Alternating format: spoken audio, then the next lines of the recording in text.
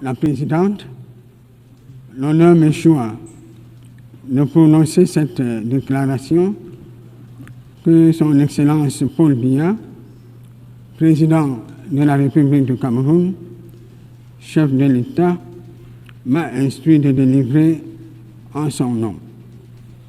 Permettez-moi donc, à ce titre, de vous renouveler les chaleureuses félicitations du Cameroun suite à votre élection à la présidence de la 80e session de l'Assemblée générale de notre organisation. Votre expérience diplomatique et votre vision, qui nous encourage à unir nos efforts pour un avenir meilleur, sont des gages de succès à la fois de votre mandat et de nos délibérations tout au long de cette session. Vous pouvez compter à cet égard sur la coopération pleine et entière de la délégation du Cameroun. Comme vous le savez, mon pays a été honoré de voir votre prédécesseur, l'ambassadeur Philémon Yang, présider la 79e session de l'Assemblée générale. Je voudrais saluer ici l'engagement, le professionnalisme et la détermination empreints d'un sens d'écoute et de dialogue dont il a fait preuve dans l'accomplissement de son mandat. Qu'il me soit aussi permis de réitérer à M. Antonio Guterres, secrétaire général des Nations Unies, l'appréciation sincère du Cameroun pour ses efforts inlassables à la tête de notre organisation et sa volonté manifeste pour la consolidation du multilatéralisme dans un contexte international particulièrement difficile et complexe. Madame la Présidente, Excellences, Mesdames, Messieurs, Monsieur le Secrétaire général, distingués représentants, nous nous réunissons cette année à un moment charnière de notre organisation qui célèbre ses 80 ans. La célébration d'un anniversaire est toujours l'objet de joie, mais force est de reconnaître que la célébration actuelle nous laisse plutôt interrogateurs. Aussi, l'occasion nous est-elle donnée de faire son bilan et de réfléchir sur les voies et moyens de la rendre davantage efficace dans la mise en œuvre de sa mission, des recommandations et des promesses contenues dans sa charte. Vous avez proposé à cet égard, Madame la Présidente, la mutualisation de nos volontés, de nos efforts et de nos ressources. Vous estimez, à juste titre, que nous sommes meilleurs ensemble. Le Cameroun partage cette vision et se félicite du choix du thème pour nos discussions. Je cite, « Mieux vivre ensemble, 80 ans et plus pour la paix, le développement et les droits de l'homme. » Fin de citation.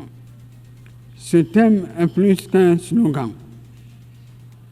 Il s'agit là d'un programme pertinent que nous nous devons de décliner au niveau des États et de la communauté internationale dans son ensemble en actions concrètes. L'union de nos forces est le fondement même de la Charte des Nations Unies. Ses pères fondateurs étaient conscients de ce que maintenir la paix et la sécurité internationale, favoriser le développement économique et social pour tous, ne pouvait être que le fruit d'un travail collectif. C'est pourquoi nous devons maintenir cette dynamique pour le bien-être de nos populations. Madame la Présidente, l'ONU a été créée pour être à la fois un vecteur d'espoir, un forum de dialogue et un catalyseur d'actions concrètes pour bâtir un monde plus juste, plus sûr et plus solidaire. 80 ans plus tard, il est utile, comme je venais de le souligner plus haut, de faire un bilan et d'en tirer des enseignements pour l'avenir. La question ci-après se pose donc à ce sujet. Y sommes-nous parvenus? Avons-nous réussi à mettre nos peuples à l'abri de la paix et de la guerre? Avons-nous réussi à mettre nos pays à l'abri de l'incertitude pour l'ère à venir? Avons-nous réussi à mettre nos pays à l'abri contre la famine? La situation internationale actuelle, caractérisée par de nombreuses crises, nous offre une réponse négative et éloquente à ces questions. En effet, en 2025, l'environnement sécuritaire mondial reste malheureusement marqué par une multiplication des conflits et des menaces en tout genre contre la sécurité humaine, y compris la menace nucléaire qu'on pensait d'un autre temps. Que ce soit en Europe, en Asie centrale, au Moyen-Orient, en Amérique latine et en Afrique, les foyers de tension naissent ou persistent et mettent en péril, plus que par le passé, la paix, la stabilité et la sécurité internationale. Les conflits armés actuellement en cours dans le monde sont un douloureux rappel de ce que 80 ans plus tard, nous n'avons ni pu ni su préserver le monde du fléau de la guerre. Cette situation est davantage exacerbée par les catastrophes naturelles les plus diverses. Il s'agit entre autres de phénomènes naturels extrêmes tels que les tempêtes, les ouragans, les incendies de forêt, les tremblements de terre et autres glissements de terrain, à l'origine d'importants dégâts matériels et de plusieurs pertes en vies humaines, sans omettre les différentes pandémies. Le monde ne pourra pas relever le défi du développement s'il ne remporte pas celui de la paix. Nous avons la responsabilité historique de choisir soit de permettre à la guerre et à ce fléau de prospérer, soit d'offrir à nos enfants un monde stable, uni et prospère. Le Cameroun a fait son choix, celui de la paix et du développement. Et il se tient résolument à vos côtés pour transformer cette aspiration en réalité partagée. Madame la Présidente, Excellences, il est bien connu qu'il ne saurait avoir de développement sans paix, ni de paix durable sans développement. Les crises en cours qui ont des effets néfastes sur le commerce international, sur le coût des matières premières et sur l'approvisionnement des marchés freinent indubitablement le développement de nombreux pays. Pourtant, le développement économique, à travers les objectifs du développement durable, demeure un objectif primordial que les Nations Unies devraient atteindre pour le bien-être des populations. Ces dernières années, cependant, on note avec regret que des millions de personnes vivent toujours dans l'extrême pauvreté, dans la précarité, adossées aux maladies et à l'insécurité alimentaire. Dans ce contexte particulier, les enfants, les femmes, les personnes âgées et les personnes à mobilité réduite sont les plus vulnérables. Si l'accès à l'éducation s'est élargi, nombreux sont encore les enfants et les jeunes qui sont hors du système scolaire. Dans le même temps, l'on note un recul de l'espérance de vie une dégradation des indicateurs de santé et une insuffisance critique du nombre de professionnels de santé, particulièrement en Afrique. 5 ans après, 5 ans de l'échéance des objectifs de développement durable, il est urgent que des actions concertées soient prises pour tenir les promesses contenues dans l'agenda 2030. Nous devons effectivement prendre nos responsabilités, individuellement et collectivement, afin d'atteindre ces objectifs que nous nous sommes librement et volontairement fixés.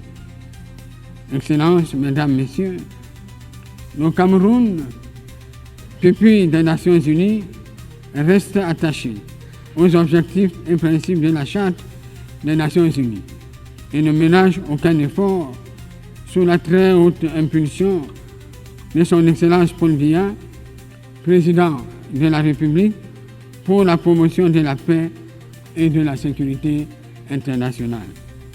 C'est dans cet esprit que mon pays participe activement aux opérations de maintien de la paix des Nations Unies et œuvre grâce à ces 3 grandes écoles spécialisées à la formation des agents et cadres de la police, de la gendarmerie et autres civils africains qui prennent part à ces opérations. De surcroît, le Cameroun reste engagé de manière constante dans la lutte contre le terrorisme en général, voire dans le Sahel, et en particulier dans le bassin du lac Tchad, où sévit la secte Boko Haram. En matière économique, mon pays s'est doté d'une stratégie nationale ambitieuse qui promeut un développement économique et social harmonieux de toute la nation, tout en favorisant les progrès en matière de démocratie, de respect des droits humains et de la bonne gouvernance. Ceci nous permet de concrétiser progressivement et méthodiquement les objectifs de développement durable et l'agenda 2063 de l'Union africaine, entre autres. Madame la Présidente, dans le bassin du Congo, le Cameroun participe activement à la recherche des solutions au dérèglement climatique mondial, à la protection de la faune et de la biodiversité. Il fera toujours sa part et attend que les promesses faites en termes de financement soient tenues. Pour le Cameroun, il importe que les efforts des pays en développement soient soutenus. À cet égard, il convient de rappeler une fois encore qu'il y a plus d'une décennie, les pays développés ont pris l'engagement, un engagement collectif de mobiliser 100 milliards de dollars US par an pour appuyer les efforts de lutte contre le changement climatique. Il en est de même pour l'aide au développement, fixée à 0,7% depuis une 50aine d'années. Jusqu'à présent, toutes ces promesses n'ont pas été tenues. Le Cameroun estime qu'il est temps que les fonds attendus soient effectivement mobilisés pour soutenir les efforts importants que font les pays en développement, dont ceux de l'Afrique, pour que notre environnement commun soit préservé pour le bénéfice de tous. Sur un autre plan, une mobilisation générale des ressources s'opère au Cameroun en faveur de projets majeurs dans les domaines de l'éducation, de la santé, des infrastructures, du développement rural, etc., en vue d'apporter une transformation structurelle au pays. Nous saisissons cette occasion pour remercier nos partenaires multilatéraux et bilatéraux qui nous accompagnent dans cette dynamique. Nous les encourageons à renforcer ce partenariat pour nous permettre d'atteindre les objectifs escomptés. Excellences, nos pactes pour l'avenir et ces deux annexes, à savoir le pacte numérique et la déclaration sur les générations futures, nous interpellent pour leur mise en œuvre.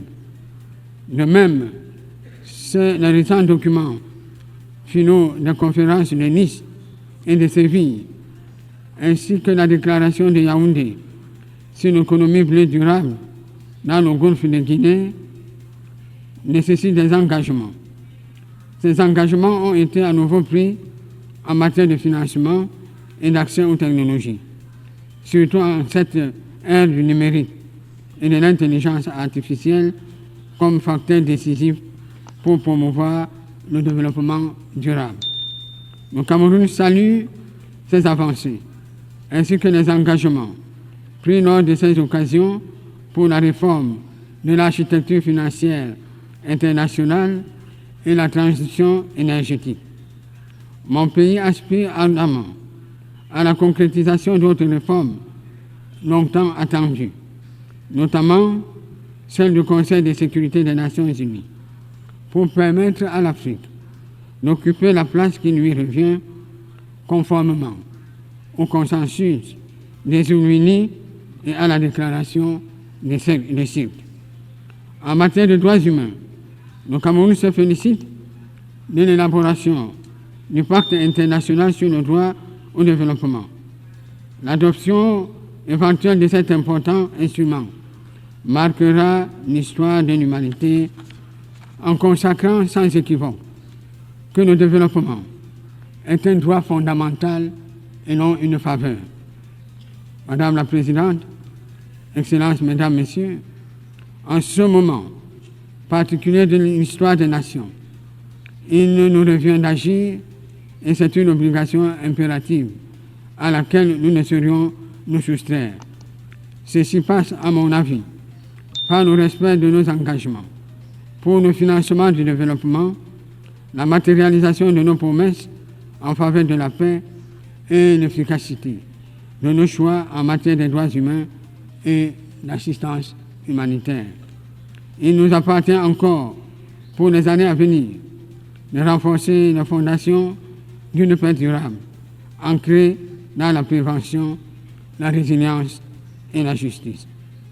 Nous en avons les moyens, surtout en ce moment où la richesse globale en 2025 atteint des niveaux sans précédent et où le développement technologique permet d'améliorer de façon significative les conditions de vie de tous et de chacun. En conclusion, et en guise d'exhortation, nous devons donc faire mieux et davantage pour que l'Organisation des Nations Unies tienne ses promesses faites au peuple du monde et qu'elle devienne plus que jamais le moteur d'un multilatéralisme renforcé, d'une coopération juste et équitable et d'une solidarité repensée face à l'avancée inquiétante de la multipolarité. Je vous remercie de votre bien aimable attention.